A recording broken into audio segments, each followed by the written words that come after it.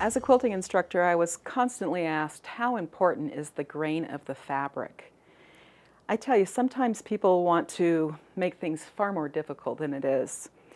There are rarely times when the grain of the fabric is all that important.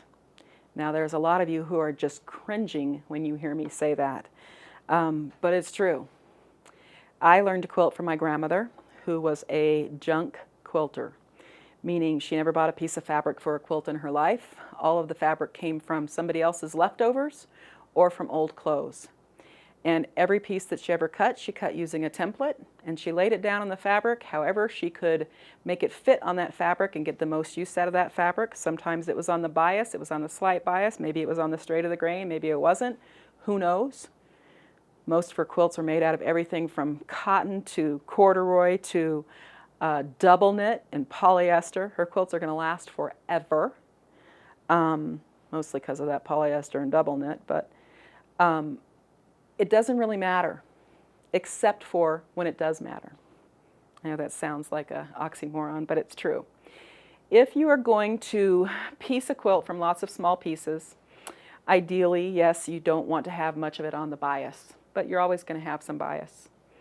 Ideally, you'd like it to be on the straight of the grain, which simply means where the threads are going in one direction or the opposite direction, rather than on the diagonal and the threads are not moving horizontal or vertical.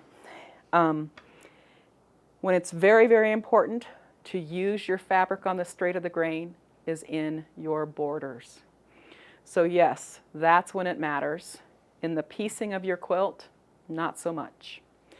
In the borders, however, when you stretch your fabric in one direction, it's going to stretch a little bit more than the opposite direction.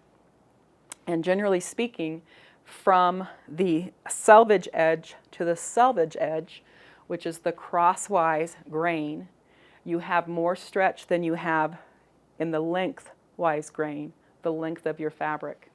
So it's always best to cut your borders with the length of the fabric because it has the least amount of stretch.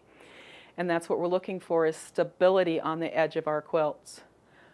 Also, it can be important to you, but not necessarily to the life of the quilt, if you're using a fabric that you can see the weave in.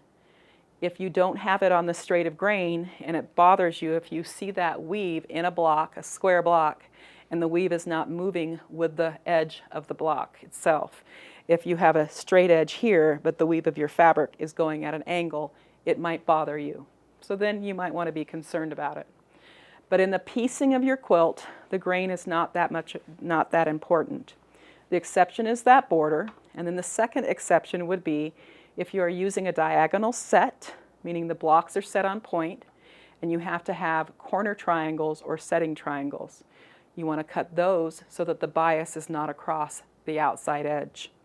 There's lots of information all over the web about using different types of cutting techniques for that type of a setting so that you don't end up with bias along that edge. So we're just looking for a very sturdy edge to our quilts so that they are easy to handle during the quilting process, and if we're going to hang them or use them, they're going to have sturdy edges. So when does that grain matter? Not during the piecing, but on those edges. Now you know.